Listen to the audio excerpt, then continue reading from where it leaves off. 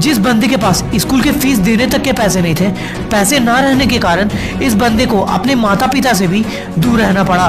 पर इसने इतने परेशानियां होने के बावजूद एक सपना देखा था कि मैं एक दिन नीली जर्सी पहनकर क्रिकेट खेलूंगा।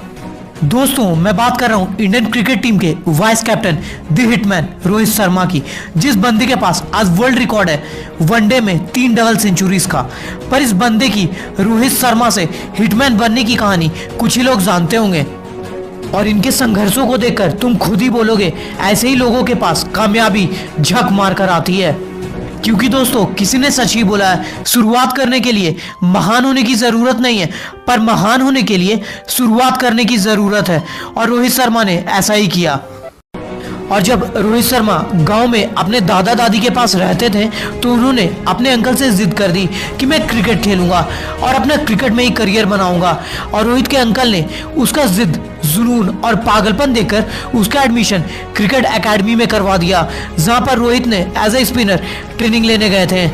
पर रोहित के क्रिकेटिंग स्किल्स को देखकर उनके कोच ने रोहित की फैमिली को कन्विंस कर लिया और बोला आपके बेटे में बहुत टैलेंट है, पर इसकी टैलेंट यहाँ बर्बाद हो जाएगी, इसलिए मैं आप लोगों से रिक्वेस्ट करता हूँ कि रोहित का admission Swami Vivekananda international school में करवा दीजिए, क्योंकि वहाँ की स्पोर्ट्स फैसिलिटीज़ काफ़ी बढ़िया है।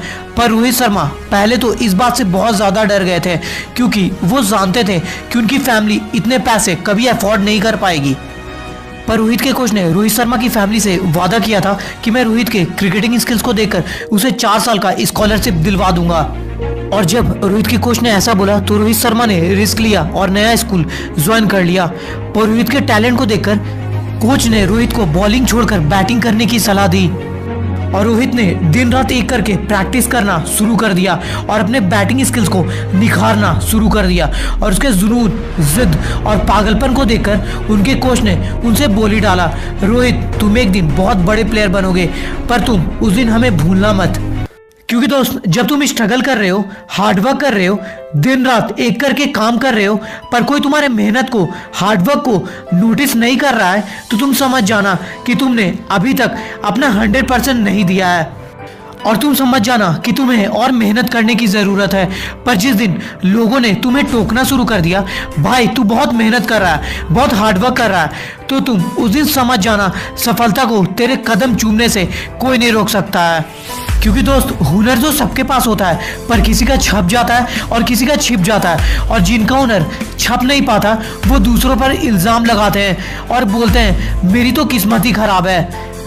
दोस्त, किस्मत होती है, ज़रूर होती है, पर किस्मत को अपने हाथों में करने के लिए मेहनत करना पड़ता है, उसके लिए तपना पड़ता है। और ऐसा ही किया रोहित शर्मा ने और अपने मेहनत के दम पर उन्होंने अपना जगह रणजी ट्रॉफी में बना लिया और गुजरात के खिलाफ डबल सेंचुरी मारकर सेलेक्टर्स की नज़र में आ गए। और बस 20 साल की उम्र में ही उनका इंडियन क्रिकेट टीम में सिलेक्शन हो गया आयरलैंड के खिलाफ। पर एक भी मैच में इन्हें बैट पकड़ने का भी मौका नहीं मिला। फिर रोहित शर्मा को किस्मत का साथ मिला और उन्हें दोबारा मौका मिला इंडिया और साउथ अफ्रीका के T20 मैच में, जिसमें उन्होंने हाफ सेंचुरी मारकर इंडिया को मैच जितवा दिया और मैन ऑफ द मैच अपने नाम किया। पर इस मैच के बाद रोहित शर्मा की फॉर्म ऐसी खराब हुई कि उन्हें 5 साल तक टीम से बाहर रहना पड़ा और उनको ये 5 साल इतना महंगा पड़ा कि उन्हें 2011 के क्रिकेट वर्ल्ड कप में भी नहीं लिया गया। इस जगह पर अगर कोई दूसरा बंदा होता तो कब का हार मान गया होता, पर जो हार मान जाए वो विनर कैसा। और इतना कुछ होने के बावजूद रोहित ने अपने विश्वास को कभी कम होने नहीं दिया और अपने प्रैक्टिस को डबल कर दिया और अपनी मेहनत के दम पर उन्होंने 2013 के चैंपियंस ट्रॉफी में अपनी जगह बना ली।